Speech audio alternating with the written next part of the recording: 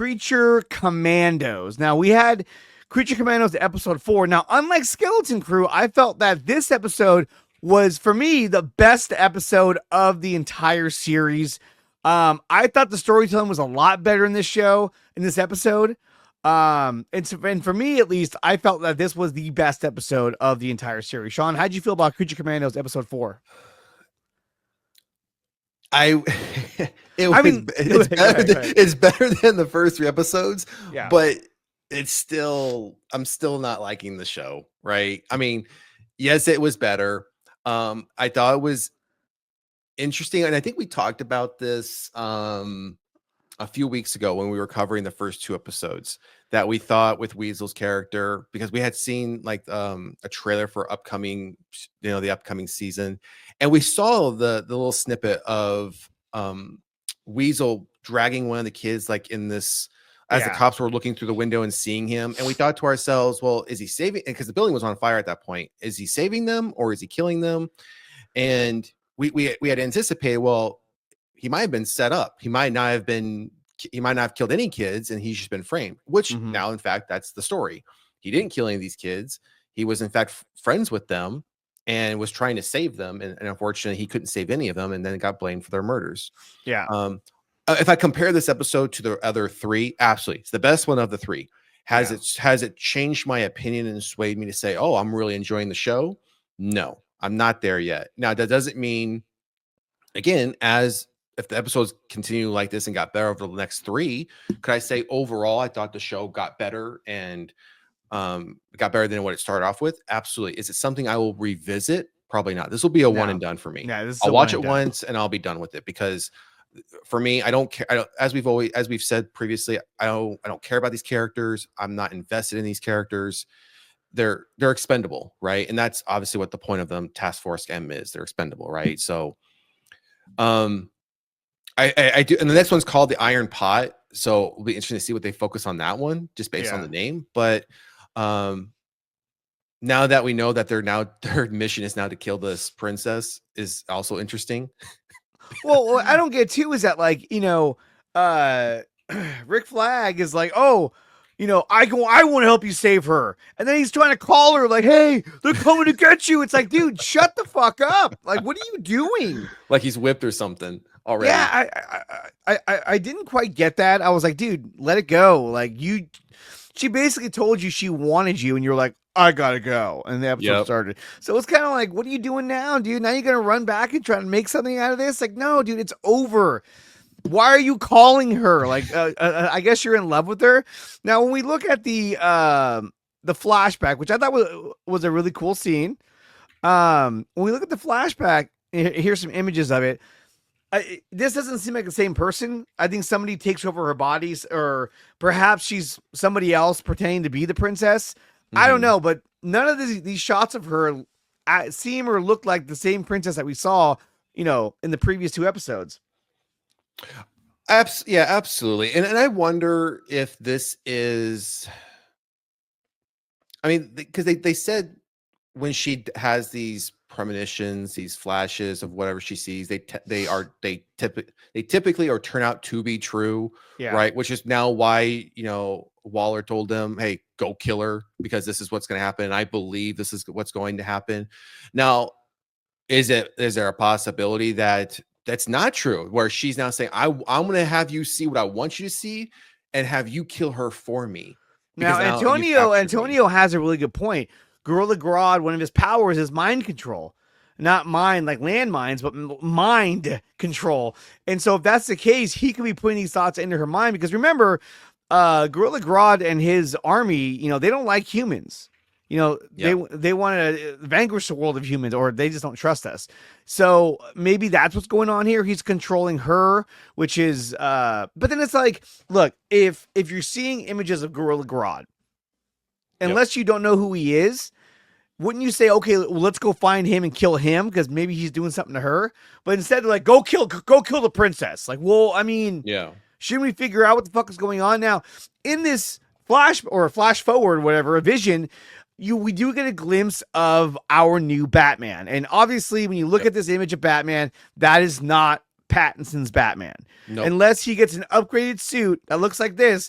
This is your standard all black Batman. And Yeah. that's the thing too, is that we didn't get a blue Batman. He's going with the all black Batman. Now he might have a gray suit under the cape, but to me, at least in this image, that cape looks black. And so does his cowl as well. Yeah, I would agree. The only character here, and even like with the Wonder Woman, which we talked about before, it seems like they're going with that old school Wonder Woman look versus like the battle skirt that we've seen her wear more recently.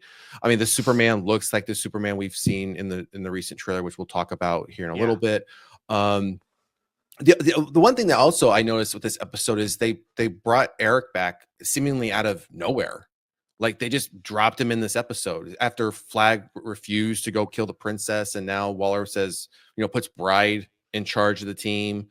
Flag is like, to your point, as he's calling and he's driving home, all of a sudden Eric shows up and they have this little tussle, and then they turn out to then be friends. They stop fighting, and now they're friendly, right? So that kind of seemed like they didn't know what to do with that character, even though he was still out there. And they had to drop him in somewhere to make him still relevant. The whole thing where he attacked him, I didn't think it was too dumb. I kind of like the fact. I'm not saying it was dumb. It just seemed like it was. But what I'm saying, like out of place, maybe. I didn't mind it because it shows still that he's so driven by Bride that he's gonna go after Flag because he's so stupid. He's so in his head about her that he doesn't even notice that she's not even into him, but he thinks that she is. But some of the dialogue between him and what's his name, Brad Frankenstein, Eric was like, okay, this is kind of corny. And then he had the gun to his eye. He's like, I'll blow your brains out. And it's like, oh, that's how easy it is to kill him. You just gotta shoot him in the eye. I was like, the fuck? Well, apparently when the whole time Flag's shooting at him, you couldn't hit him in the eye until he was on his back, and he had the gun right there, right? So it might have been that difficult for old man Flag to do it. And like I said about the Batman, like this is your first glimpse of his Wonder Woman, his Batman. It's not Pattinson unless Pattinson's suit gets upgraded to a comic level. And Integrity, no, we haven't talked about Superman yet. But you see it's more of the classic Batman look, or standard Batman look. So we'll see how that kind of develops as the shows go on. Interesting that he would show Wonder Woman and Batman for the first time dead and impaled on a stake, which is kind of like, whoa. The story with Weasel, personally, I thought he handled it really well. I thought that the story was compelling. I liked how he used more of a score type music to portray the emotion of the scene. Obviously, it was hard seeing the kids, lose their lives. And Weasel had nothing to do with it. He was just playing with them. And to me, it's like, look, you had to eventually proclaim him to be innocent. You can't have a character who kills children running around the show for years on end. And now it feels like Weasel is going to be their version of what? Groot? He's going to be that character that's always going to be around. Until keep in mind, Groot sacrificed himself and he kind of got a different version of Groot when he reformed. But see, right? It wouldn't shock me if later on Weasel sacrifices himself to help the team, and it's kind of like, oh, okay. So I see what they're going for. But like I said, I thought his flashback was fine. I didn't have a problem with it. I didn't think that it was a stretch of the imagination. I thought that his story was compelling enough, and I thought that was handled really well. And I liked how after you saw the entire flashback, all you see is him laying there sleeping, going, arr, arr, arr. And he's dreaming. I wonder what he's dreaming about. He's probably chasing squirrels, Well, no, I mean, I would agree. Again, of the 4 episodes, it's the best one. It's the backstory, I think, that kind of pulls on you a little bit to get you to care about the character and how he's been treated, especially how we've already seen him in the Suicide Squad, the live action version of him. When you didn't know his backstory, you just thought that that's what he did. And now that we've come here, how many years later, to say, now here's his backstory. He didn't actually do it. Now, to your point, he could sacrifice himself for the team, or they could find himself in another episode where there's kids involved and he sacrifices himself to save those kids. And he has that redeeming moment to say, I have now been able to save them, and I'll sacrifice my life to do so. I mean, he Yeah. could go down that route. Go full circle, Yeah, yeah. and I think that, with these characters, this could be a case where these characters are kind of like, they're kind of like Rogue One, where they're just going to start dying off as the show goes on, and they were never meant to be characters with longevity. Yeah.